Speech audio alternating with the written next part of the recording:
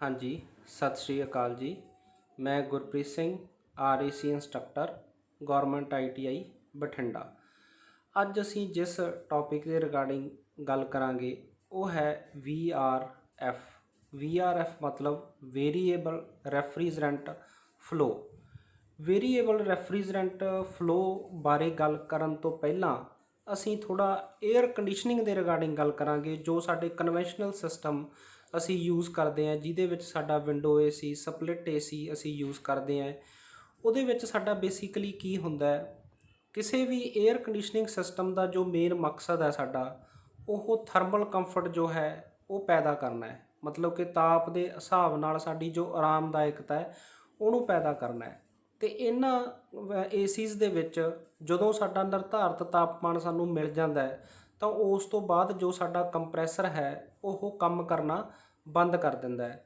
ਅਤੇ ਜਦੋਂ ਫਿਰ ਉਸ ਤੋਂ ਬਾਅਦ ਵਿੱਚ ਜੋ ਸਾਡੇ ਕਮਰੇ ਦਾ ਤਾਪਮਾਨ ਹੈ ਉਹ ਹੌਲੀ ਹੌਲੀ ਵਧਣਾ ਸ਼ੁਰੂ ਹੋ ਜਾਂਦਾ ਹੈ। ਤਾਂ ਉਸ ਕਮਰੇ ਦਾ ਤਾਪਮਾਨ ਵਧਣ 'ਤੇ ਸਾਡੇ ਉਸ AC ਦਾ ਜੋ ਕੰਪਰੈਸਰ ਹੈ ਉਹ ਦੁਬਾਰਾ ਫਿਰ ਸਟਾਰਟ ਹੋ ਜਾਂਦਾ ਹੈ। ਤਾਂ ਇਸੇ ਤਰ੍ਹਾਂ ਇਹਨਾਂ ਦੇ ਵਿੱਚ ਜੋ ਸਾਡੇ ਇਹ ਕੰਪਰੈਸਰ ਦੀ ਪ੍ਰਕਿਰਿਆ ਹੈ ਉਹ ਬੰਦ ਹੋਣ ਦੀ ਅਤੇ ਔਨ ਹੋਣ ਦੀ ਉਹ ਚੱਲਦੀ ਰਹਿੰਦੀ ਹੈ। ਤਾਂ ਇਸ ਸਿਸਟਮ ਦੇ ਵਿੱਚ ਸਾਡਾ ਜਦੋਂ ਕੰਪਰੈਸਰ ਸਟਾਰਟ ਹੁੰਦਾ ਹੈ ਤਾਂ ਉਹ ਸਾਡੇ ਰਨਿੰਗ ਕਰੰਟ ਦਾ 3 ਤੋਂ 4 ਗੁਣਾ ਕਰੰਟ ਜੋ ਹੈ ਸਟਾਰਟਿੰਗ ਵੇਲੇ ਉਹ ਲੈਂਦਾ ਹੈ। ਇਸੇ ਤਰ੍ਹਾਂ ਜਦੋਂ ਅਸੀਂ VRF ਪੜ੍ਹਦੇ ਹਾਂ ਤਾਂ ਉਹਦੇ ਵਿੱਚ ਤੁਸੀਂ VAV ਨਾਲ ਇਹਦੇ ਵਿੱਚ ਕਨਫਿਊਜ਼ ਨਹੀਂ ਹੋਣਾ। ਜੋ VAV ਹੈ ਉਹ ਇੱਕ ਡਿਫਰੈਂਟ ਸਿਸਟਮ ਹੈ, ਜਿਹਦੇ ਵਿੱਚ ਅਸੀਂ ਜੋ ਹੈ ਹਵਾ ਦਾ ਵੋਲੀਅਮ ਕੰਟਰੋਲ ਕਰਦੇ ਹਾਂ। ਪਹਿਲਾਂ ਤਾਂ ਤੁਹਾਨੂੰ ਵੇਰੀਏਬਲ ਦਾ ਮਤਲਬ ਪਤਾ ਹੋਣਾ ਚਾਹੀਦਾ। ਵੇਰੀਏਬਲ ਦਾ ਮਤਲਬ ਕੀ ਹੈ ਕਿ ਜਿਹਦੇ ਵਿੱਚ ਸਾਡਾ ਜੋ ਰੈਫਰੀਜਰੈਂਟ ਹੈ ਉਹ ਅਸੀਂ ਆਪਣਾ ਰਿਕੁਆਇਰਮੈਂਟ ਦੇ ਅਕੋਰਡਿੰਗ ਸਾਡਾ ਫਲੋ ਕਰਦਾ ਹੈ, ਤਾਂ ਘੱਟ ਜਾਂ ਵੱਧ ਉਹਦੀ ਮਾਤਰਾ ਹੋ ਸਕਦੀ ਹੈ, ਉਹਨੂੰ ਅਸੀਂ ਵੇਰੀਏਬਲ ਕਹਿੰਦੇ ਹਾਂ। VAV ਦੇ ਵਿੱਚ ਸਾਡੀ ਜੋ ਹਵਾ ਦੀ ਮਾਤਰਾ ਕੰਟਰੋਲ ਕਰਦੇ ਹਾਂ ਅਸੀਂ, ਵੇਰੀਏਬਲ 에ਅਰ ਵੋਲੀਅਮ। ਉਸ ਤੋਂ ਬਾਅਦ ਜੇ ਅਸੀਂ ਗੱਲ ਕਰੀਏ ਜੋ ਸਾਡਾ VRF ਸਿਸਟਮ ਹੈ ਉਹਨੂੰ ਅਸੀਂ ਵੇਰੀਏਬਲ ਰੈਫਰੀਜਰੈਂਟ ਫਲੋ ਸਿਸਟਮ ਕਹਿੰਦੇ ਆ। ਤਾਂ ਇਸੇ ਸਿਸਟਮ ਨੂੰ VRV ਵੀ ਕਿਹਾ ਜਾ ਸਕਦਾ ਹੈ। VRV ਦਾ ਮਤਲਬ ਵੇਰੀਏਬਲ ਰੈਫਰੀਜਰੈਂਟ ਵੋਲੀਅਮ। ਐਕਚੁਅਲੀ ਦੇ ਵਿੱਚ ਜੋ VRV ਹੈ ਉਹ ਦਾਈਕਨ ਕੰਪਨੀ ਦਾ ਇੱਕ ਟ੍ਰੇਡਮਾਰਕ ਹੈ, ਕਿਉਂਕਿ ਜੋ VRV ਸਿਸਟਮ ਹੈ, ਵੇਰੀਏਬਲ ਰੈਫਰੀਜਰੈਂਟ ਵੋਲੀਅਮ ਸਿਸਟਮ ਹੈ, ਉਹ ਜਾਪਾਨ ਦੀ ਕੰਪਨੀ ਦਾਈਕਨ ਵੱਲੋਂ ਜੋ ਹੈ ਸ਼ੁਰੂ ਕੀਤਾ ਗਿਆ ਸੀ। ਤਾਂ ਹੋਰ ਜੋ ਕੰਪਨੀਜ਼ ਨੇ ਉਹਨਾਂ ਵੱਲੋਂ ਇਹਨੂੰ VRF ਦੇ ਅੰਡਰ ਜੋ ਹੈ ਮਾਰਕੀਟ ਦੇ ਵਿੱਚ ਚਲਾਇਆ ਜਾਂਦਾ ਹੈ। ਤਾਂ ਇਸ ਕਰਕੇ ਜੋ VRF ਹੈ ਅਤੇ ਜੋ VRV ਹੈ ਉਹਨਾਂ ਦੋਨਾਂ ਦਾ ਜੋ ਵਰਕਿੰਗ ਪ੍ਰਿੰਸੀਪਲ, ਜੋ ਸਿਧਾਂਤ ਹੈ ਉਹ ਸੇਮ ਹੈ। ਅਤੇ ਇਹ ਸਾਡੀ ਇੱਕ ਸਪਲਿਟ AC ਦੀ ਕਿਸਮ ਹੈ। ਜੇ ਅਸੀਂ ਸਪਲਿਟ AC ਦੀ ਗੱਲ ਕਰੀਏ ਤਾਂ ਸਪਲਿਟ AC ਦੇ ਵਿੱਚ ਸਾਡੇ ਕੋਲ ਇੱਕ ਆਊਟਡੋਰ ਯੂਨਿਟ ਹੁੰਦਾ ਹੈ, ਇੱਕ ਇਨਡੋਰ ਯੂਨਿਟ ਹੁੰਦਾ ਹੈ। ਇਨਡੋਰ ਯੂਨਿਟ ਦੇ ਵਿੱਚੋਂ ਅਸੀਂ ਹੀਟ ਨੂੰ ਅਬਜ਼ੋਰਬ ਕਰਦੇ ਹਾਂ ਅਤੇ ਉਸ ਹੀਟ ਨੂੰ ਅਸੀਂ ਅਬਜ਼ੋਰਬ ਕਰਕੇ ਆਊਟਡੋਰ ਯੂਨਿਟ ਦੇ ਵਿੱਚ ਉਸ ਤਾਪ ਨੂੰ ਵਾਤਾਵਰਣ ਦੇ ਵਿੱਚ ਰਿਲੀਜ਼ ਕਰ ਦਿੱਤਾ ਜਾਂਦਾ ਹੈ ਕੰਡੈਂਸਰ ਦੇ ਦੁਆਰਾ। ਇਸੇ ਤਰ੍ਹਾਂ ਸਪਲਿਟ AC ਦੀਆਂ ਅਸੀਂ ਕਿਸਮਾਂ ਪੜ੍ਹੀਆਂ, ਜਿਹਦੇ 'ਚ ਡਾਇਰੈਕਟ ਰੂਮ ਮਾਊਂਟਡ ਆ ਗਿਆ, ਵੀ ਜੋ ਸਾਡਾ ਇਨਡੋਰ ਯੂਨਿਟ ਹੈ ਸਿੱਧਾ ਸਾਡੇ ਰੂਮ ਦੇ ਵਿੱਚ ਲੱਗਦਾ ਹੈ। ਡਕਟੇਬਲ ਸਪਲਿਟ AC ਹੋ ਸਕਦੇ ਆ ਜਿਨ੍ਹਾਂ ਦੇ ਵਿੱਚ ਅਸੀਂ ਡਕਟ ਦੀ ਵਰਤੋਂ ਕਰਦੇ ਹਾਂ। ਉਸੇ ਤਰ੍ਹਾਂ ਸਾਡਾ ਮਲਟੀ ਸਪਲਿਟ ਯੂਨਿਟ ਹੋ ਸਕਦੇ ਆ। ਮਲਟੀ ਸਪਲਿਟ ਦਾ ਮਤਲਬ ਕਿ ਸਾਡਾ ਜੋ ਆਊਟਡੋਰ ਯੂਨਿਟ ਹੈ ਉਹ ਸਾਡਾ ਇੱਕ ਹੈ ਅਤੇ ਉਹਦੇ ਨਾਲ ਜੋ ਸਾਡੇ ਇਨਡੋਰ ਯੂਨਿਟ ਨੇ ਉਹ 2 ਜਾਂ ਉਸ ਤੋਂ ਵੱਧ ਹੋ ਸਕਦੇ ਹੈ, ਤਾਂ ਉਹਨੂੰ ਅਸੀਂ ਮਲਟੀ ਸਪਲਿਟ ਯੂਨਿਟ ਕਹਿੰਦੇ ਹਾਂ। ਤਾਂ ਮਲਟੀ ਸਪਲਿਟ ਯੂਨਿਟ ਦੇ ਵਿੱਚ ਵੀ ਇਹੀ ਜੋ ਸਾਡਾ compressor the on off the system ਹੈ ਉਸੇ ਤਰ੍ਹਾਂ ਸਾਡਾ ਚੱਲਦਾ ਰਹਿੰਦਾ ਹੈ। ਤਾਂ ਜੋ VRF ਹੈ ਉਹ ਵੀ ਇੱਕ ਮਲਟੀ ਸਪਲਿਟ ਯੂਨਿਟ ਦੀ ਕੋਈ ਹੀ ਐਗਜ਼ਾਮਪਲ ਹੈ, ਕਿਉਂਕਿ VRF ਦੇ ਵਿੱਚ ਇੱਕੋ ਆਊਟਡੋਰ ਯੂਨਿਟ ਦੇ ਨਾਲ ਮਲਟੀਪਲਸ ਇਨਡੋਰ ਯੂਨਿਟ ਨੂੰ ਜੋ ਹੈ ਉਹ ਕੰਟਰੋਲ ਕੀਤਾ ਜਾਂਦਾ ਹੈ। ਅਤੇ ਇਹਦੇ ਨਾਲ ਬੇਸਿਕਲੀ ਹੁੰਦਾ ਕੀ ਹੈ, ਜਿਵੇਂ ਅਸੀਂ ਵੇਰੀਏਬਲ ਦੀ ਗੱਲ ਕੀਤੀ ਹੈ, ਜੋ ਰੈਫਰੀਜਰੈਂਟ ਦਾ ਫਲੋ ਹੈ, ਰੈਫਰੀਜਰੈਂਟ ਦੇ ਵਗਣ ਦੀ ਜੋ ਦਰ ਹੈ ਉਹਨੂੰ ਕੰਟਰੋਲ ਕੀਤਾ ਜਾਂਦਾ ਸਾਡੇ ਲੋਡ ਦੇ ਹਿਸਾਬ ਦੇ ਨਾਲ। ਜਦੋਂ ਸਾਡੇ ਸਿਸਟਮ ਦੇ ਉੱਪਰ ਲੋਡ ਜ਼ਿਆਦਾ ਹੈ ਤਾਂ ਉਦੋਂ ਰੈਫਰੀਜਰੈਂਟ ਦੀ ਮਾਤਰਾ ਵੱਧ ਚਾਹੀਦੀ ਹੈ, ਤਾਂ ਉਦੋਂ ਫਲੋ ਸਾਡਾ ਸਿਸਟਮ ਦਾ ਵੱਧ ਹੋਵੇਗਾ। ਜਦੋਂ ਸਾਡੇ ਸਿਸਟਮ 'ਤੇ ਲੋਡ ਘੱਟ ਹੈ ਤਾਂ ਉਦੋਂ ਰੈਫਰੀਜਰੈਂਟ ਦੇ ਫਲੋ ਦੀ ਮਾਤਰਾ ਘੱਟ ਚਾਹੀਦੀ ਹੈ, ਤਾਂ ਉਸ ਟਾਈਮ ਸਾਡੇ ਜੋ ਰੈਫਰੀਜਰੈਂਟ ਦਾ ਫਲੋ ਆ ਉਹ ਘੱਟ ਹੋਵੇਗਾ।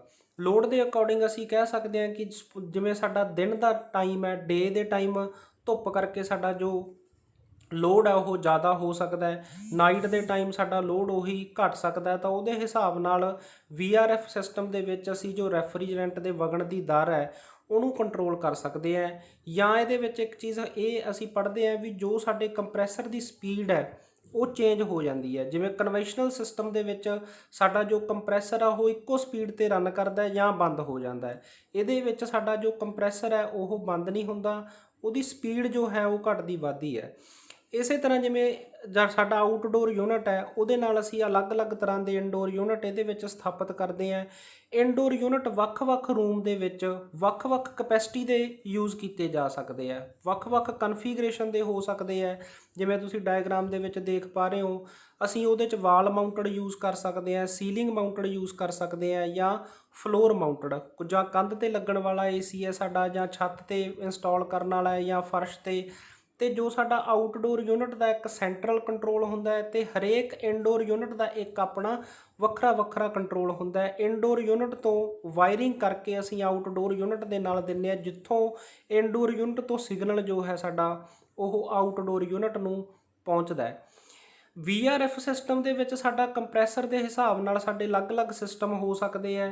ਜਿਵੇਂ ਅਸੀਂ ਗੱਲ ਕੀਤੀ ਹੈ ਵੀ ਇਹਦੇ 'ਚ ਜੋ ਸਾਡਾ ਕੰਪਰੈਸਰ ਆ ਉਹ ਵੇਰੀਏਬਲ ਸਪੀਡ ਦਾ ਹੈ, ਕਿ ਇਹਦੇ ਵਿੱਚ ਸਾਡਾ ਜੋ ਕੰਪਰੈਸਰ ਹੈ ਉਹ ਬੰਦ ਨਹੀਂ ਹੁੰਦਾ, ਲਗਾਤਾਰ ਚੱਲਦਾ ਰਹਿੰਦਾ ਹੈ, ਪਰ ਉਹਦੀ ਸਪੀਡ ਹੈ ਜੋ ਉਹ ਘਟਦੀ ਜਾਂ ਵੱਧਦੀ ਹੈ। ਤਾਂ ਉਹਦੇ ਹਿਸਾਬ ਨਾਲ ਸਾਡਾ ਇਹਦੇ 'ਚ ਸਿੰਗਲ ਵੇਰੀਏਬਲ ਸਪੀਡ ਦਾ ਕੰਪਰੈਸਰ ਯੂਜ਼ ਹੋ ਸਕਦਾ ਹੈ, ਜਾਂ ਅਸੀਂ ਵੇਰੀਏਬਲ ਸਪੀਡ ਦਾ ਕੰਪਰੈਸਰ ਯੂਜ਼ ਕਰਕੇ ਉਹਦੇ ਨਾਲ ਇੱਕ ਫਿਕਸ ਸਪੀਡ ਦਾ ਕੰਪਰੈਸਰ ਜੋ ਬੈਕਅਪ ਵਾਸਤੇ ਯੂਜ਼ ਕਰ ਸਕਦੇ ਹੈ।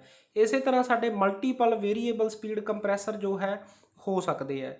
VRF ਸਿਸਟਮ ਦੇ ਵਿੱਚ ਅਸੀਂ ਸਕਰੋਲ ਕੰਪਰੈਸਰ ਜਾਂ ਟਵਿਨ ਰੋਟਰੀ ਕੰਪਰੈਸਰ ਯੂਜ਼ ਕਰਦੇ ਹਾਂ।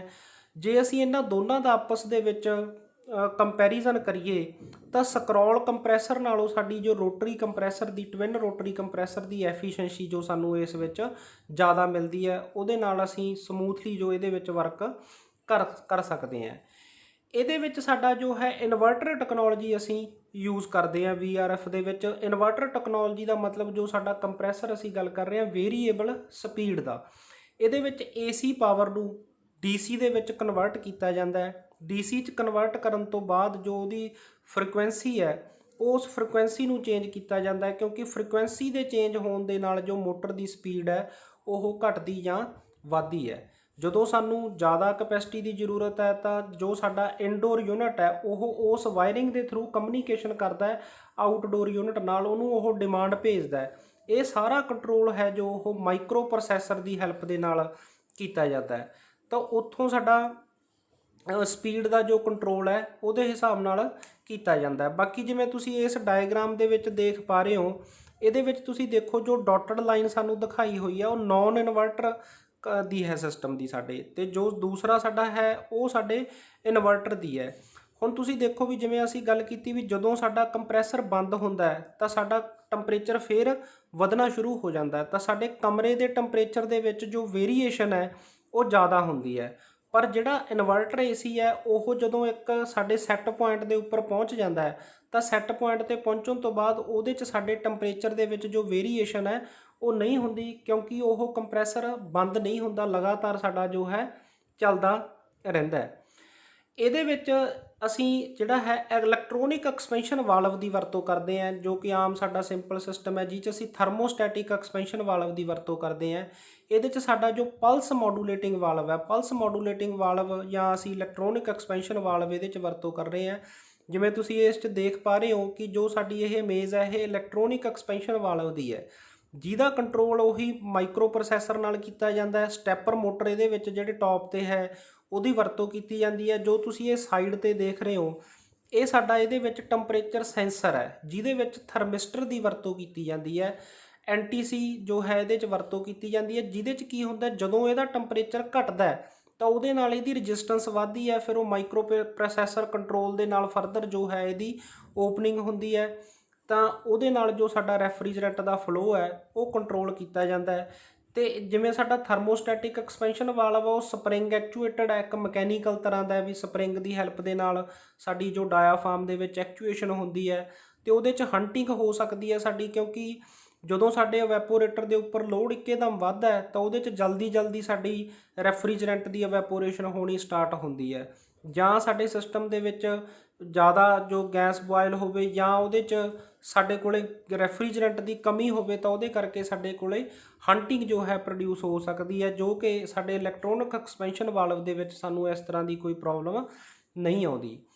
ਜੇ ਅਸੀਂ ਇਹਦੀਆਂ ਕਿਸਮਾਂ ਦੀ ਗੱਲ ਕਰੀਏ ਤਾਂ VRF ਨੂੰ ਅਸੀਂ ਇੱਥੇ 3 ਕਿਸਮਾਂ ਦੇ ਆਧਾਰ ਤੇ ਵੰਡ ਸਕਦੇ ਹਾਂ। ਇੱਕ ਸਿਸਟਮ ਵੀ ਜਿਹਦੇ ਵਿੱਚ ਅਸੀਂ ਇਕੱਲਾ ਕੂਲਿੰਗ ਕਰ ਰਹੇ ਹਾਂ, ਇੱਕ ਸਿਸਟਮ ਸਾਡਾ ਹੀਟ ਪੰਪ ਦੇ ਤੌਰ ਤੇ ਵਰਤਿਆ ਜਾ ਸਕਦਾ ਹੈ, ਇੱਕ ਸਿਸਟਮ ਹੈ ਜੋ ਸਾਡਾ ਹੀਟ ਰਿਕਵਰੀ ਸਿਸਟਮ ਹੈ। ਹੀਟ ਪੰਪ ਸਿਸਟਮ ਦੇ ਵਿੱਚ ਕੀ ਹੁੰਦਾ ਹੈ, ਇਹਦੇ ਵਿੱਚ ਅਸੀਂ ਸਾਡੇ ਆਮ ਸਿਸਟਮ ਦੇ ਵਿੱਚ 4-ਵੇ ਰਿਵਰਸਿੰਗ ਵਾਲਵ ਯੂਜ਼ ਕਰਦੇ ਹਾਂ। 4-ਵੇ ਰਿਵਰਸ ਵਾਲਵ ਨੂੰ ਯੂਜ਼ ਕਰਕੇ ਅਸੀਂ ਇੱਕੋ ਸਿਸਟਮ ਨੂੰ ਹੀਟਿੰਗ ਤੇ ਕੂਲਿੰਗ ਪੈਦਾ ਕਰਨ ਵਾਸਤੇ ਵਰਤ ਸਕਦੇ ਹਾਂ। ਇਨਡੋਰ ਯੂਨਿਟ ਦੇ ਵਿੱਚ ਅਸੀਂ ਕੂਲਿੰਗ ਵੀ ਪੈਦਾ ਕਰ ਸਕਦੇ ਹਾਂ ਤੇ ਹੀਟਿੰਗ ਵੀ ਪੈਦਾ ਕੀਤੀ ਜਾ ਸਕਦੀ ਹੈ। ਉਹ 4-ਵੇ ਰਿਵਰਸ ਵਾਲਵ ਹੈ ਜੋ ਉਹ ਸਾਡੇ ਰੈਫਰੀਜਰੈਂਟ ਦੇ ਫਲੋ ਦੀ ਡਾਇਰੈਕਸ਼ਨ ਨੂੰ ਜੋ ਹੈ ਚੇਂਜ ਕਰਦਾ ਹੈ। ਜਿਹੜਾ ਜਦੋਂ ਅਸੀਂ ਗੱਲ ਕਰੀਏ ਵੀ ਇਨਡੋਰ ਯੂਨਿਟ ਹੈ ਸਾਡਾ ਕੂਲਿੰਗ ਮੋਡ ਦੇ ਵਿੱਚ ਹੈ ਤਾਂ ਉਦੋਂ ਇਹ ਇਵੈਪੋਰੇਟਰ ਦੇ ਤੌਰ ਤੇ ਆਲਰੇਡੀ ਕੰਮ ਕਰ ਰਿਹਾ ਹੈ, ਪਰ ਜਦੋਂ ਉਹ ਹੀਟਿੰਗ ਮੋਡ ਦੇ ਵਿੱਚ ਹੋਊਗਾ ਤਾਂ ਸਾਡਾ ਜੋ ਅੰਦਰਲਾ ਇਨਡੋਰ ਯੂਨਿਟ ਹੈ ਉਹ ਕੰਡੈਂਸਰ ਦਾ ਕੰਮ ਕਰੂਗਾ। ਤਾਂ ਇਹਨੂੰ ਅਸੀਂ 2 ਪਾਈਪ ਸਿਸਟਮ ਵੀ ਕਹਿ ਦਿੰਦੇ ਹਾਂ, ਜਿਹਦੇ ਵਿੱਚ ਸਾਡਾ outdoor unit, indoor unit plus control system ਇਹਦੇ ਵਿੱਚ ਅਸੀਂ ਯੂਜ਼ ਕਰਦੇ ਹਾਂ। ਜਿਵੇਂ ਤੁਸੀਂ ਇਸ 'ਚ ਦੇਖ ਪਾ ਰਹੇ ਹੋ, ਇਹ ਹੀਟ ਪੰਪ ਸਿਸਟਮ ਹੈ ਜਿਹਦੇ ਵਿੱਚ ਸਾਡਾ ਆਊਟਡੋਰ ਯੂਨਿਟ ਹੈ ਉਹ ਸਾਡੇ ਵੱਖ-ਵੱਖ ਇਨਡੋਰ ਯੂਨਿਟ ਦੇ ਨਾਲ ਜੋ ਹੈ ਕਨੈਕਟ ਕੀਤਾ ਹੋਇਆ ਹੈ। ਥਰਮੋਸਟੈਟਿਕ ਆਪਣਾ ਇਲੈਕਟ੍ਰੋਨਿਕ ਐਕਸਪੈਂਸ਼ਨ ਵਾਲਵ ਇਹਦੇ 'ਚ ਲੱਗੇ ਹੋਏ ਨੇ ਸਾਡੇ, ਤੇ ਉਹਨੂੰ ਕੰਟਰੋਲ ਦੀ ਹੈਲਪ ਦੇ ਨਾਲ ਅਸੀਂ ਦੋਨੇ ਪਰਪਸ ਵਾਸਤੇ ਯੂਜ਼ ਕਰ ਸਕਦੇ ਹਾਂ। ਹੀਟਿੰਗ ਵਾਸਤੇ ਵੀ ਇਹ ਯੂਜ਼ ਹੋ ਸਕਦਾ ਸਾਡਾ ਤੇ ਕੂਲਿੰਗ ਲਈ ਵੀ ਯੂਜ਼ ਹੋ ਸਕਦਾ ਹੈ। ਉਸ ਤੋਂ ਬਾਅਦ ਅਸੀਂ ਗੱਲ ਕਰਾਂਗੇ ਸਾਡੇ ਹੀਟ ਰਿਕਵਰੀ ਸਿਸਟਮ ਦੀ। ਹੀਟ ਰਿਕਵਰੀ ਸਿਸਟਮ ਨੂੰ 3 ਜੋ ਹੈ ਪਾਈਪ ਸਿਸਟਮ ਵੀ ਕਿਹਾ ਜਾਂਦਾ ਹੈ।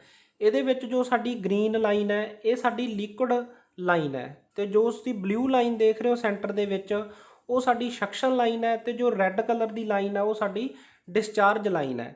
ਤੇ ਜੋ ਸਾਡਾ ਇਹ ਹਿੱਸਾ ਹੈ ਇਹਨੂੰ ਅਸੀਂ ਬ੍ਰਾਂਚ ਕੰਟਰੋਲਰ ਬੋਲਦੇ ਹਾਂ। ਬ੍ਰਾਂਚ ਕੰਟਰੋਲਰ ਜਿਹਦੇ ਨਾਲ ਸਾਡੀ ਜੋ ਹੈ ਬ੍ਰਾਂਚ ਦੀ ਜਿਹੜੀ ਨੂੰ ਅਸੀਂ ਮਤਲਬ ਕਿ ਫਲੋ ਕਰਨਾ ਹੈ ਉਹ ਕੰਟਰੋਲ ਕੀਤਾ ਜਾਂਦਾ ਹੈ। ਹੁਣ ਜਿਵੇਂ ਤੁਸੀਂ ਇਸ 'ਚ ਦੇਖ ਰਹੇ ਹੋ ਵੀ ਸਾਡਾ ਜੋ ਇੱਕ ਯੂਨਿਟ ਹੈ ਉਹ ਕੂਲਿੰਗ ਲਈ ਯੂਜ਼ ਹੋ ਰਿਹਾ ਤੇ ਦੂਸਰਾ ਯੂਨਿਟ ਸਾਡਾ ਹੈ ਜੋ ਉਹ ਹੀਟਿੰਗ ਪਰਪਸ ਵਾਸਤੇ ਅਸੀਂ ਇੱਥੇ ਯੂਜ਼ ਕਰ ਰਹੇ ਹਾਂ। ਜੋ ਲਿਕੁਇਡ ਲਾਈਨ ਹੈ ਇਹਦੇ 'ਚ ਆਊਟਡੋਰ ਯੂਨਿਟ ਤੇ ਇਨਡੋਰ ਯੂਨਿਟ ਤੋਂ ਟੂ ਐਂਡ ਫਲੋ ਹੋ ਸਕਦਾ ਹੈ, ਮਤਲਬ ਕਿ ਆਊਟਡੋਰ ਯੂਨਿਟ ਤੋਂ ਇਨਡੋਰ ਯੂਨਿਟ ਵੱਲ ਜਾਂ ਇਨਡੋਰ ਯੂਨਿਟ ਤੋਂ ਆਊਟਡੋਰ ਯੂਨਿਟ ਵੱਲ।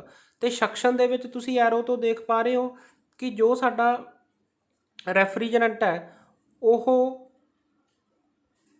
ਜੋ ਹੈ ਸਾਡਾ ਆਊਟਡੋਰ ਯੂਨਿਟ ਵੱਲ ਸੱਕ ਕਰ ਰਿਹਾ, ਉਧਰ ਮੂਵ ਕਰ ਰਿਹਾ, ਤੇ ਡਿਸਚਾਰਜ ਦੇ ਵਿੱਚ ਆਊਟਡੋਰ ਤੋਂ ਇਨਡੋਰ ਯੂਨਿਟ ਵੱਲ ਆ ਰਿਹਾ ਹੈ।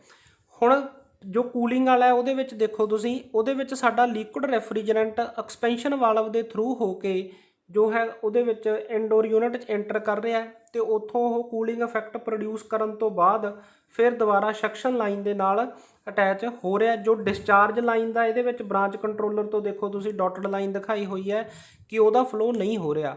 ਹੀਟਿੰਗ ਮੋਡ ਦੇ ਵਿੱਚ ਦੇਖੋ ਜੋ ਸਾਡੇ ਆਊਟਡੋਰ ਯੂਨਿਟ ਤੋਂ ਡਿਸਚਾਰਜ ਆ ਰਹੀ ਹੈ ਉਸ ਨੂੰ ਅਸੀਂ ਬ੍ਰਾਂਚ ਕੰਟਰੋਲਰ ਤੋਂ ਇਹਦੇ ਵਿੱਚ ਕੀਤਾ ਹੋਇਆ। ਉਸ ਤੋਂ ਬਾਅਦ ਫਿਰ ਉਹ ਜਦੋਂ ਆਪਣੀ ਹੀਟ ਉੱਥੇ ਰਿਜੈਕਟ ਕਰੂਗਾ ਤਾਂ ਲਿਕੁਇਡ ਦੇ ਵਿੱਚ ਕਨਵਰਟ ਹੋਣ ਤੋਂ ਬਾਅਦ ਫਿਰ ਉਹ ਲਿਕੁਇਡ ਲਾਈਨ ਦੇ ਥਰੂ ਸਾਡਾ ਹੈ ਜੋ ਉਹ ਆਊਟਡੋਰ ਯੂਨਿਟ 'ਚ ਜਾ ਰਿਹਾ। ਇਹ ਸਾਰਾ ਜੋ ਇਹਦੇ ਵਿੱਚ ਫਲੋ ਹੈ ਉਹ ਟੈਂਪਰੇਚਰ ਦੇ ਅਕੋਰਡਿੰਗ ਜੋ ਹੈ ਉਹ ਕੀਤਾ ਜਾਂਦਾ। ਤਾਂ ਇਸ ਸਿਸਟਮ ਨੂੰ ਅਸੀਂ ਵੱਖ-ਵੱਖ ਰੂਮ ਦੇ ਵਿੱਚ, ਸਪੋਜ਼ ਕਰੋ ਸਾਨੂੰ ਇੱਕ ਰੂਮ ਦੇ ਵਿੱਚ ਹੀਟਿੰਗ ਚਾਹੀਦੀ ਹੈ, ਇੱਕ ਦੇ ਵਿੱਚ ਕੂਲਿੰਗ ਚਾਹੀਦੀ ਹੈ, ਤਾਂ ਸਾਈਮਲਟੇਨੀਅਸਲੀ ਅਸੀਂ ਉੱਥੇ ਇਹ ਹੀਟ ਰਿਕਵਰੀ ਯੂਨਿਟ ਹੈ ਜੋ ਉਹਦੀ ਵਰਤੋਂ ਕਰ ਸਕਦੇ ਹਾਂ। ਪਰ ਹੀਟ ਪੰਪ ਨਾਲ ਸਿਰਫ ਅਸੀਂ ਇੱਕ ਚੀਜ਼ ਕਰ ਸਕਦੇ ਹਾਂ, ਚਾਹੇ ਤਾਂ ਸਾਰੇ ਯੂਨਿਟਸ ਦੇ ਵਿੱਚ ਹੀਟਿੰਗ ਪ੍ਰੋਡਿਊਸ ਕਰ ਸਕਦੇ ਹਾਂ ਜਾਂ ਸਾਰੇ ਯੂਨਿਟਸ ਦੇ ਵਿੱਚ ਅਸੀਂ ਕੂਲਿੰਗ ਕਰ ਸਕਦੇ ਹਾਂ। ਪਰ ਹੀਟ ਰਿਕਵਰੀ ਸਿਸਟਮ ਦੇ ਨਾਲ ਅਸੀਂ ਵੱਖ-ਵੱਖ ਯੂਨਿਟਸ ਦੇ ਵਿੱਚ ਸਾਡੀ ਰਿਕੁਆਇਰਮੈਂਟ ਦੇ ਅਕੋਰਡਿੰਗਲੀ ਉਹਦੇ ਵਿੱਚ ਹੀਟਿੰਗ ਤੇ ਕੂਲਿੰਗ ਜੋ ਹੈ ਸਾਈਮਲਟੇਨੀਅਸਲੀ ਪ੍ਰੋਡਿਊਸ ਕੀਤੀ ਜਾ ਸਕਦੀ ਹੈ। ਇਸੇ ਤਰ੍ਹਾਂ ਅਲੱਗ-ਅਲੱਗ ਕੰਪਨੀਆਂ ਦੀ ਮੈਨੂਫੈਕਚਰਿੰਗ ਦੇ ਉੱਤੇ ਹੈ। ਜਿਵੇਂ ਅਸੀਂ ਪਿਛਲਾ ਸਿਸਟਮ ਦੇਖਿਆ ਉਹਨੂੰ ਅਸੀਂ 3 ਪਾਈਪ ਸਿਸਟਮ ਕਹਿੰਦੇ ਆ। ਇਸੇ ਤਰ੍ਹਾਂ 2 ਪਾਈਪ ਸਿਸਟਮ ਬ੍ਰਾਂਚ ਕੰਟਰੋਲਰ ਦੇ ਨਾਲ ਵੀ ਜੋ ਹੈ ਹੀਟਿੰਗ ਤੇ ਕੂਲਿੰਗ ਸਾਈਮਲਟੇਨੀਅਸਲੀ ਪ੍ਰਾਪਤ ਕੀਤੀ ਜਾ ਸਕਦੀ ਹੈ। ਜਿਵੇਂ ਤੁਸੀਂ ਇਹਦੇ 'ਚ ਦੇਖ ਰਹੇ ਹੋ ਕਿ 2 ਪਾਈਪ ਸਿਸਟਮ ਹੈ, ਜੋ ਆਊਟਡੋਰ ਯੂਨਿਟ ਤੋਂ ਸਾਡੀਆਂ 2 ਪਾਈਪਸ ਆ ਰਹੀਆਂ ਨੇ, ਇੱਕ ਸਾਡੀ ਸਕਸ਼ਨ ਹੈ ਤੇ ਇੱਕ ਡਿਸਚਾਰਜ ਹੈ।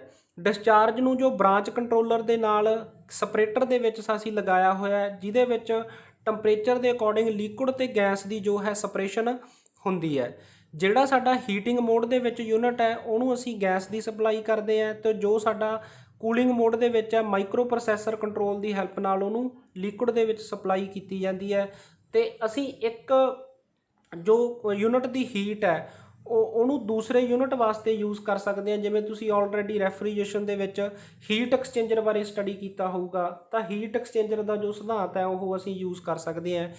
ਹੀਟ ਰਿਕਵਰੀ ਸਿਸਟਮ ਤੋਂ 2 ਪਾਈਪ ਵਿੱਚ ਸਪਰੇਟਰ ਦਾ ਜੋ ਬ੍ਰਾਂਚ ਕੰਟਰੋਲਰ ਦਾ ਸਾਡਾ ਫਾਇਦਾ ਹੈ, ਉਹਦੇ ਨਾਲ ਸਾਡੀ ਜੋ ਕਾਪਰ ਦੀ ਪਾਈਪਿੰਗ ਹੈ ਉਹ ਘੱਟ ਹੁੰਦੀ ਹੈ। ਇਸ ਕਰਕੇ ਸਾਡੀ ਇੰਸਟਾਲੇਸ਼ਨ ਕਾਸਟ ਘੱਟ ਜਾਂਦੀ ਹੈ, ਕਿਉਂਕਿ ਉਹਦੇ 'ਚ ਸਾਨੂੰ 3 ਪਾਈਪ ਸਿਸਟਮ ਯੂਜ਼ ਕਰਨਾ ਪਿਆ ਸੀ ਤੇ ਇਹਦੇ ਵਿੱਚ ਅਸੀਂ 2 ਪਾਈਪ ਸਿਸਟਮ ਦੇ ਨਾਲ ਬ੍ਰਾਂਚ ਕੰਟਰੋਲਰ ਯੂਜ਼ ਕਰਕੇ ਸੇਮ ਜੋ ਪ੍ਰੋਸੈਸ ਹੈ ਅਸੀਂ ਉਹ ਪ੍ਰਾਪਤ ਕਰ ਸਕਦੇ ਹਾਂ। ਨੈਟਵਰਕ ਕੰਟਰੋਲ ਦੀ ਜੇ ਅਸੀਂ ਗੱਲ ਕਰੀਏ ਤਾਂ ਆਊਟਡੋਰ ਯੂਨਿਟ ਦਾ ਇੱਕ ਵੱਖਰਾ ਸੈਂਟਰਲ ਕੰਟਰੋਲ ਹੁੰਦਾ ਹੈ, ਜਿਹੜਾ ਕਿ ਅਲੱਗ-ਅਲੱਗ ਯੂਨਿਟਸ ਨੂੰ ਕੰਟਰੋਲ ਕਰਦਾ ਹੈ, ਤੇ ਹਰੇਕ ਯੂਨਿਟ ਦਾ ਇੱਕ ਆਪਣਾ ਵੱਖਰਾ ਕੰਟਰੋਲ ਹੁੰਦਾ ਹੈ। ਹਰੇਕ ਯੂਨਿਟ ਦੇ ਵਿੱਚ ਆਪਦਾ ਐਕਸਪੈਂਸ਼ਨ ਵਾਲਵ ਹੁੰਦਾ ਹੈ, ਜਿਹਦੇ ਅਕੋਰਡਿੰਗ ਉਹਦਾ ਉੱਥੇ ਕੰਟਰੋਲ ਹੁੰਦਾ ਹੈਗਾ। ਇਹਦੇ ਵਿੱਚ ਇਹ ਵੀ ਹੁੰਦਾ ਕਿ ਜੇ ਸਪੋਜ਼ ਕਰੋ ਸਾਡਾ ਇੱਕ ਇਨਡੋਰ ਯੂਨਿਟ ਦੇ ਵਿੱਚ ਕੋਈ ਫਾਲਟ ਆਉਂਦਾ ਤਾਂ ਬਾਕੀ ਯੂਨਿਟ ਸਾਡੇ ਕੰਟੀਨਿਊ ਉਸੇ ਤਰ੍ਹਾਂ ਲਗਾਤਾਰ ਚੱਲਦੇ ਰਹਿੰਦੇ ਆ। ਤਾਂ ਇਹਦੇ ਵਿੱਚ ਸਾਡੀਆਂ ਜੋ ਤੁਸੀਂ ਇੱਥੇ ਦੇਖ ਪਾ ਰਹੇ ਹੋ ਇਹ ਸੈਪਰੇਸ਼ਨ ਟਿਊਬਸ ਨੇ, ਜਿੱਥੋਂ ਸਾਡੀ ਜੋ ਅਲੱਗ-ਅਲੱਗ ਟਿਊਬਸ ਉਹਦੇ ਵਿੱਚੋਂ ਕੱਢੀਆਂ ਜਾਂਦੀਆਂ ਨੇ। ਤੇ ਇੱਥੇ ਤੁਸੀਂ ਦੇਖ ਪਾ ਰਹੇ ਹੋ ਇਹ ਸਾਡਾ ਹੈਡਰ ਹੈ। ਹੈਡਰ ਦੇ ਥਰੂ ਵੀ ਜੋ ਸਪਲਾਈ ਹੈ ਉਹ ਵੱਖ-ਵੱਖ ਯੂਨਿਟਸ ਨੂੰ ਅੱਗੇ ਪ੍ਰੋਵਾਈਡ ਕੀਤੀ ਜਾਂਦੀ ਹੈ। ਸੈਪਰੇਸ਼ਨ ਟਿਊਬਸ ਐਕਚੁਅਲ ਦੇ ਵਿੱਚ ਕੀ ਹੁੰਦੀਆਂ ਵੀ ਇੱਕ ਟਿਊਬ ਦੇ ਵਿੱਚੋਂ ਉਹਦੀਆਂ ਗਾਹਾਂ 2 ਬ੍ਰਾਂਚਸ ਬਣ ਜਾਂਦੀਆਂ, ਮਤਲਬ ਕਿ 2 ਹਿੱਸਿਆਂ 'ਚ ਅਸੀਂ ਸਪਲਾਈ ਕਰਨੀ ਹੋਵੇ ਤਾਂ ਉੱਥੇ ਅਸੀਂ ਸੈਪਰੇਸ਼ਨ ਟਿਊਬ ਦੀ ਵਰਤੋਂ ਕਰ ਸਕਦੇ ਹਾਂ। ਜਿਵੇਂ ਤੁਸੀਂ ਨੀਚੇ ਦੇਖ ਪਾ ਰਹੇ ਹੋ ਇਹ ਸਾਡੀਆਂ ਹੈਡਰਸ ਨੇ। ਹੈਡਰਸ ਦੇ ਵਿੱਚ ਕੀ ਹੁੰਦਾ, ਮਲਟੀਪਲ ਜੋ ਸਾਡੀ ਸਪਲਾਈ ਹੈ ਉਹ ਹੋ ਸਕਦੀ ਹੈ, ਪਰ ਇਹਦੇ 'ਚ ਸਾਡਾ ਇੱਕ ਖਾਸ ਧਿਆਨ ਇਹ ਹੁੰਦਾ ਹੈਗਾ ਕਿ ਸੈਪਰੇਸ਼ਨ ਟਿਊਬ ਤੋਂ ਬਾਅਦ ਸਾਡੇ ਹੈਡਰ ਦੀ ਇੰਸਟਾਲੇਸ਼ਨ ਹੋ ਸਕਦੀ ਹੈ, ਪਰ ਹੈਡਰ ਇੰਸਟਾਲ ਕਰਨ ਤੋਂ ਬਾਅਦ ਅਸੀਂ ਸੈਪਰੇਸ਼ਨ ਟਿਊਬ ਦੀ ਜੋ ਵਰਤੋਂ ਹੈ ਉਹ ਨਹੀਂ ਕਰਦੇ, ਕਿਉਂਕਿ ਸਾਡੇ ਵੱਖ-ਵੱਖ ਤਰ੍ਹਾਂ ਦੇ ਜੋ ਬੈਲੈਂਸਿੰਗ ਦੇ ਕਈ ਵਾਰ ਇਹਦੇ 'ਚ ਇਸ਼ੂ ਹੁੰਦੇ ਆ, ਤਾਂ ਇਸ ਕਰਕੇ ਹੈਡਰ ਤੋਂ ਬਾਅਦ ਸੈਪਰੇਸ਼ਨ ਟਿਊਬ ਦੀ ਵਰਤੋਂ ਨਹੀਂ ਕੀਤੀ ਜਾਂਦੀ।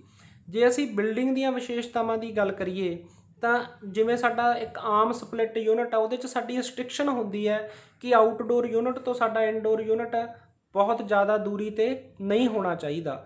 ਤਾਂ ਇਹਦੇ ਵਿੱਚ ਜੋ ਸਾਡਾ ਵਰਟੀਕਲ ਡਿਸਟੈਂਸ ਹੈ, ਲੰਬ ਰੂਪ ਦੇ ਵਿੱਚ ਜੋ ਸਾਡਾ ਇਨਡੋਰ ਤੇ ਆਊਟਡੋਰ ਯੂਨਿਟ ਦੇ ਵਿੱਚ ਡਿਸਟੈਂਸ ਹੈ ਉਹ 50 ਮੀਟਰ ਤੱਕ ਹੋ ਸਕਦਾ ਹੈ। ਮੈਕਸੀਮਮ ਅਲਾਉਏਬਲ ਜੋ 50 ਮੀਟਰ, ਜੇ ਅਸੀਂ ਇਹਨੂੰ ਫੁੱਟਾਂ ਦੇ ਵਿੱਚ ਉਦਾਹਰਨ ਮਾਤਰ ਲੈਣਾ ਹੋਵੇ ਤਾਂ 150 ਫੁੱਟ ਤੱਕ ਇਹ ਹੋ ਸਕਦਾ ਹੈ।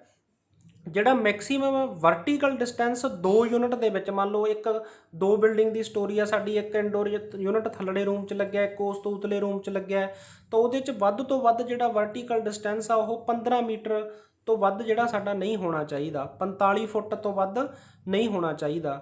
ਤੇ ਜਿਹੜੀ ਓਵਰਆਲ ਸਾਡੇ ਪਾਈਪ ਦੀ ਲੈਂਥ ਹੈ, ਜਿਹੜੀ ਅਸੀਂ ਪਹਿਲਾਂ ਗੱਲ ਕੀਤੀ ਸੀ ਉਹ ਵਰਟੀਕਲ, ਕਿਉਂਕਿ ਜਦੋਂ ਅਸੀਂ ਪਾਈਪਸ ਦੀ ਇੰਸਟਾਲੇਸ਼ਨ ਕਰਦੇ ਹਾਂ ਤਾਂ ਸਾਨੂੰ ਕਿਸੇ ਜਗ੍ਹਾ ਤੋਂ ਪਾਈਪ ਬੈਂਡ ਵੀ ਕਰਨੀ ਪੈਂਦੀ ਹੈ, ਤਾਂ ਟੋਟਲ ਜਿਹੜੀ ਸਾਡੀ ਪਾਈਪਿੰਗ ਦੀ ਲੈਂਥ ਹੈ ਉਹ 180 ਮੀਟਰ ਤੋਂ ਜ਼ਿਆਦਾ ਨਹੀਂ ਹੋਣੀ ਚਾਹੀਦੀ। ਵੱਧ ਤੋਂ ਵੱਧ ਅਸੀਂ ਉਹਨੂੰ ਆਮ ਤੌਰ 'ਤੇ 500 ਤੋਂ 550 ਫੁੱਟ ਕਹਿ ਦਿੰਦੇ ਹਾਂ। 500 ਤੋਂ 550 ਫੁੱਟ ਤੋਂ ਜ਼ਿਆਦਾ ਜਿਹੜੀ ਹੈ ਉਹਦੀ ਦੂਰੀ ਨਹੀਂ ਹੋਣੀ ਚਾਹੀਦੀ, ਕਿਉਂਕਿ ਜੇ ਇਹਨਾਂ ਦੇ ਵਿੱਚ ਜ਼ਿਆਦਾ ਦੂਰੀ ਹੋਊਗੀ ਤਾਂ ਅਸੀਂ ਸਹੀ ਤਰੀਕੇ ਦਾ ਪਾਈਪ ਡਿਜ਼ਾਈਨ ਨਹੀਂ ਯੂਜ਼ ਕਰ ਰਹੇ, ਤਾਂ ਉਹਦੇ ਨਾਲ ਸਾਡੇ ਵੱਖ-ਵੱਖ ਤਰ੍ਹਾਂ ਦੇ ਪ੍ਰੈਸ਼ਰ ਲਾਸਸ ਜਿਹੜੇ ਹੈਗੇ ਆ ਉਹ ਪ੍ਰੋਡਿਊਸ ਇਹਦੇ ਵਿੱਚ ਵੀ ਹੋ ਸਕਦੇ ਆ। ਪ੍ਰੋਪਰ ਡਾਈ ਦਾ, ਜਿਵੇਂ ਅਸੀਂ 3/8 ਦੀਆਂ ਟਿਊਬਸ ਆਮ ਤੌਰ 'ਤੇ ਯੂਜ਼ ਕਰਦੇ ਆ, ਉਹਨਾਂ ਦੀ ਇਹਦੇ ਵਿੱਚ ਵੀ ਵਰਤੋਂ ਕੀਤੀ ਜਾਂਦੀ ਹੈ। ਇਸੇ ਤਰ੍ਹਾਂ ਤੁਸੀਂ ਇਹਦੇ 'ਚ ਦੇਖ ਪਾ ਰਹੇ ਹੋ ਕਿ ਜਿਵੇਂ ਅਸੀਂ ਪਹਿਲਾਂ ਗੱਲ ਕੀਤੀ ਬਿਲਡਿੰਗ ਕਰੈਕਟਰਿਸਟਿਕਸ, ਅਲੱਗ-ਅਲੱਗ ਸਟੋਰੀਜ਼ ਦੇ ਵਿੱਚ ਅਲੱਗ-ਅਲੱਗ ਇਨਡੋਰ ਯੂਨਿਟ ਸਥਾਪਿਤ ਕੀਤੇ ਗਏ ਆ, ਤੇ ਜਮਾ ਜੋ ਟੌਪ ਦੇ ਉੱਪਰ ਸਾਡਾ ਆਊਟਡੋਰ ਯੂਨਿਟ ਹੈ।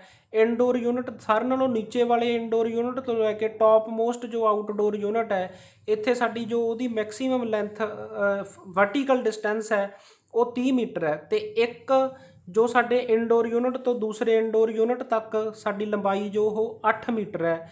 ਤੇ ਉਹਦੇ ਵਿੱਚ ਤੁਸੀਂ ਦੇਖ ਪਾ ਰਹੇ ਹੋ ਜੋ ਪਾਈਪ ਦੀ ਲੈਂਥ ਸਾਨੂੰ ਸ਼ੋਅ ਕੀਤੀ ਗਈ ਹੈ ਜੋ ਸਾਰਿਆਂ ਨਾਲੋਂ ਨੀਚੇ ਵਾਲੇ ਇਨਡੋਰ ਯੂਨਿਟ ਤੋਂ ਲੈ ਕੇ ਟੌਪ ਮੋਸਟ ਜੋ ਆਊਟਡੋਰ ਯੂਨਿਟ ਤੱਕ ਜੋ ਸਾਡੀ ਲੈਂਥ ਹੈ ਪਾਈਪਿੰਗ ਦੀ ਉਹ 120 ਮੀਟਰ ਹੈ। ਉਸੇ ਤਰ੍ਹਾਂ ਦੂਸਰੇ ਦੀ ਤੁਸੀਂ ਡਿਸਟੈਂਸ ਦੇਖ ਸਕਦੇ ਹੋ 40 ਮੀਟਰ, ਤੇ ਜਿਵੇਂ ਅਸੀਂ ਪਹਿਲਾਂ ਗੱਲ ਕੀਤੀ ਕਿ 15 ਮੀਟਰ ਤੋਂ ਵੱਧ ਉਹਦਾ ਨਹੀਂ ਹੋਣਾ ਚਾਹੀਦਾ, ਤਾਂ ਦੋ ਨੀਚੇ ਵਾਲੇ ਦੋਨੇ ਇਨਡੋਰ ਯੂਨਿਟ ਉਹਨਾਂ ਦੇ ਵਿੱਚ ਜੋ ਸਾਡਾ ਡਿਸਟੈਂਸ ਹੈ ਉਹ 15 ਮੀਟਰ ਹੈ। ਇਹਦੇ ਵਿੱਚ ਅਸੀਂ ਜੇ ਰੈਫਰੀਜਰੈਂਟ ਦੀ ਗੱਲ ਕਰੀਏ ਸਾਡੇ VRF ਦੇ ਵਿੱਚ, ਇਹਦੇ 'ਚ ਅਸੀਂ 410A ਜਾਂ R407 ਰੈਫਰੀਜਰੈਂਟ ਦੀ ਜਿਹੜੀ ਹੈ ਯੂਜ਼ ਕਰਦੇ ਹਾਂ। ਇਹਦੀਆਂ ਜੇ ਅਸੀਂ ਐਪਲੀਕੇਸ਼ਨਸ 'ਤੇ ਆਈਏ ਤਾਂ VRF ਦੀਆਂ ਐਪਲੀਕੇਸ਼ਨਸ ਮਲਟੀ ਜ਼ੋਨ ਬਿਲਡਿੰਗਸ ਦੇ ਵਿੱਚ ਹੋ ਸਕਦੀਆਂ, ਜਿਨ੍ਹਾਂ ਦੇ ਜ਼ੋਨ ਵੱਖਰੇ ਵੱਖਰੇ ਹੈ, ਜਾਂ ਕੋਈ ਇਹੋ ਜਿਹੀ ਜਗ੍ਹਾ ਇੰਡਸਟਰੀ ਹੈ ਜਿੱਥੇ ਸਾਨੂੰ ਹੀਟਿੰਗ ਤੇ ਕੂਲਿੰਗ ਦੀ ਵੇਰੀਐਂਸ ਚਾਹੀਦੀ ਹੈ। ਇੱਕ ਜਗ੍ਹਾ 'ਤੇ ਸਾਨੂੰ ਹੀਟਿੰਗ ਦੀ ਜ਼ਰੂਰਤ ਹੈ, ਇੱਕ ਜਗ੍ਹਾ 'ਤੇ ਸਾਨੂੰ ਕੂਲਿੰਗ ਦੀ ਜ਼ਰੂਰਤ ਹੈ, ਜਾਂ ਕੋਈ ਹੋਟਲਸ, ਸਕੂਲ, ਕੋਈ ਆਫਿਸ ਬਿਲਡਿੰਗਸ, ਯੂਨੀਵਰਸਿਟੀ, ਬੈਂਕਸ, ਜਿੱਥੇ ਕੋਈ ਵੱਖ-ਵੱਖ ਤਰ੍ਹਾਂ ਦੇ ਜ਼ੋਨ ਹੋਣ ਜਾਂ ਅਸੀਂ ਇਕੱਠੀ ਜੋ ਹੈ ਕੂਲਿੰਗ ਕਰਨੀ ਹੋਵੇ, ਉੱਥੇ ਅਸੀਂ ਇਹਦੀ ਵਰਤੋਂ ਕਰ ਸਕਦੇ ਹਾਂ। ਉਸ ਤੋਂ ਬਾਅਦ ਸਾਡੀਆਂ ਇਹਦੇ ਵਿੱਚ ਐਡਵਾਂਟੇਜ ਕੀ ਹੈ, ਐਨਰਜੀ ਸੇਵਿੰਗ ਹੁੰਦੀ ਹੈ ਇਹਦੇ ਵਿੱਚ। ਜਿਵੇਂ ਹੁਣ ਅਸੀਂ ਪਹਿਲਾਂ ਗੱਲ ਕੀਤੀ ਕਿ ਇਹਦੇ 'ਚ ਅਸੀਂ inverter technology variable speed compressor ਦੀ ਵਰਤੋਂ ਕਰਦੇ ਹਾਂ। ਇੱਕ ਨੋਰਮਲ ਕੰਪਰੈਸਰ ਦੀ ਜਿਹੜੀ ਊਰਜਾ ਦੀ ਖਪਤ ਹੈ ਉਹ ਜ਼ਿਆਦਾ ਹੁੰਦੀ ਹੈ, ਅਤੇ ਜੋ ਸਾਡਾ ਵੇਰੀਏਬਲ ਸਪੀਡ ਕੰਪਰੈਸਰ ਹੈ ਉਹਦੀ ਸਾਡੀ ਜੋ ਊਰਜਾ ਦੀ ਖਪਤ ਘੱਟ ਹੁੰਦੀ ਹੈ। ਇਸ ਕਰਕੇ ਇਹਦੇ ਨਾਲ ਸਾਡੀ ਐਨਰਜੀ ਜੋ ਸੇਵ ਹੁੰਦੀ ਹੈ। ਉਸ ਤੋਂ ਬਾਅਦ ਸਾਡੇ ਸਿਸਟਮ ਦੀ ਜਿਹੜੀ COP ਹੈ ਉਹ ਵੀ ਜ਼ਿਆਦਾ ਹੁੰਦੀ ਹੈ ਇੱਕ ਸਧਾਰਨ ਆਮ ਸਾਡੇ ਸਿਸਟਮ ਦੇ ਨਾਲੋਂ। ਫਿਰ ਇਹਦੇ ਵਿੱਚ ਸਪੇਸ ਸੇਵਿੰਗ ਸਾਡੀ ਹੁੰਦੀ ਹੈ। ਜਿਵੇਂ ਅਸੀਂ ਹੋਰ ਕੋਈ ਸਿਸਟਮ ਸਪੋਜ਼ ਕਰੋ ਪੈਕੇਜ AC ਦੀ ਗੱਲ ਕਰਦੇ ਹਾਂ, ਤਾਂ ਉਹਦੇ ਨਾਲ ਅਸੀਂ ਕੋਈ ਸਕੂਲ ਜਾਂ ਆਫਿਸ ਜਾਂ ਬੈਂਕ ਦੀ ਬਿਲਡਿੰਗ ਨੂੰ ਕੂਲ ਕਰਨਾ ਹੈ, ਤਾਂ ਉਹਦੇ ਵਾਸਤੇ ਸਾਨੂੰ ਸਪੇਸ ਦੀ ਰਿਕੁਆਇਰਮੈਂਟ ਆ, ਉਹਨੂੰ ਇੱਕ ਜਗ੍ਹਾ 'ਤੇ ਇੰਸਟਾਲ ਕਰਨਾ ਪਊਗਾ। ਇਹਦੇ ਵਿੱਚ ਜੋ ਸਾਡਾ ਸਿਸਟਮ ਹੈ ਉਹ ਜ਼ਿਆਦਾ ਵਾਸਟ ਨਹੀਂ ਹੁੰਦਾ। ਅਸੀਂ ਆਊਟਡੋਰ ਯੂਨਿਟ ਨੂੰ ਟੈਰਸ ਦੇ ਉੱਪਰ ਇੰਸਟਾਲ ਕਰਕੇ ਸਿੰਪਲ ਜੋ ਹੈ ਇੰਸਟਾਲੇਸ਼ਨ ਕਰ ਸਕਦੇ ਹਾਂ, ਤਾਂ ਸਪੇਸ ਦੀ ਸਾਡੀ ਕੋਈ ਜ਼ਿਆਦਾ ਰਿਕੁਆਇਰਮੈਂਟ ਨਹੀਂ ਰਹਿੰਦੀ। ਇਹਦੇ 'ਚ ਨੋਇਸ ਜੋ ਹੈ ਸਾਡਾ ਘੱਟ ਹੁੰਦਾ, ਕਿਉਂਕਿ ਆਊਟਡੋਰ ਯੂਨਿਟ ਸਾਡਾ ਬਾਹਰ ਰਹਿੰਦਾ ਹੈ। ਅਤੇ ਜਿਵੇਂ ਅਸੀਂ ਪਹਿਲਾਂ ਹੀ ਪੜ੍ਹਿਆ ਇਹਦੇ ਵਿੱਚ ਵੀ ਲੌਂਗ ਪਾਈਪਸ ਜੋ ਹੈ ਇਹਦੇ 'ਚ ਉਹ ਪੋਸੀਬਲ ਹੈ, ਅਤੇ ਹਰੇਕ ਯੂਨਿਟ ਦਾ ਆਪਦਾ ਵੱਖਰਾ ਵੱਖਰਾ ਕੰਟਰੋਲ ਹੈ। ਟੈਂਪਰੇਚਰ ਦੇ ਵਿੱਚ ਕੋਈ ਬਹੁਤ ਜ਼ਿਆਦਾ ਵੇਰੀਏਸ਼ਨਸ ਨਹੀਂ ਹੁੰਦੀ। ਅਸੀਂ ਬਿਲਕੁਲ ਪ੍ਰੀਸਾਈਜ਼ ਟੈਂਪਰੇਚਰ ਜਿੰਨੇ 'ਤੇ ਅਸੀਂ ਸੈੱਟ ਕੀਤਾ ਉਹਦੇ ਤੋਂ +- 1 ਡਿਗਰੀ ਫਾਰਨਾਈਟ ਦੀ ਸਿਰਫ ਇਹਦੇ ਵਿੱਚ ਜੋ ਹੈ ਵੇਰੀਏਸ਼ਨ ਹੁੰਦੀ ਹੈ। ਹੋਰ ਇਹਦਾ ਜੋ ਸਭ ਤੋਂ ਵੱਡਾ ਫਾਇਦਾ ਇਹਦੇ ਵਿੱਚ ਕੀ ਹੈ, ਅਸੀਂ ਹੀਟਿੰਗ ਅਤੇ ਕੂਲਿੰਗ ਸਾਈਮਲਟੇਨੀਅਸਲੀ ਜਿਹੜੀ ਹੈ ਲੈ ਸਕਦੇ ਹਾਂ। ਸਾਨੂੰ ਇੱਕ ਰੂਮ ਦੇ ਵਿੱਚ ਹੀਟਿੰਗ, ਇੱਕ 'ਚ ਕੂਲਿੰਗ, ਇਸ ਤਰੀਕੇ ਨਾਲ ਅਸੀਂ ਪ੍ਰਾਪਤ ਕਰ ਸਕਦੇ ਹਾਂ। ਜੇ ਅਸੀਂ ਇਹਦੀਆਂ ਕੁਛ ਡਿਸਐਡਵਾਂਟੇਜ ਦੀ ਗੱਲ ਕਰੀਏ ਤਾਂ ਉਹਦੇ ਵਿੱਚ ਸਾਡੀ ਇਹ ਹੈ ਕਿ ਜਦੋਂ ਇਹਦੀ ਇਨੀਸ਼ੀਅਲ ਕਾਸਟ ਹੈ ਜਿਹੜੀ ਉਹ ਹਾਈ ਹੈ, ਕਿਉਂਕਿ ਨੋਰਮਲ ਕੰਪਰੈਸਰ ਦੀ ਵੀ ਅਤੇ ਜੇ ਇਨਵਰਟਰ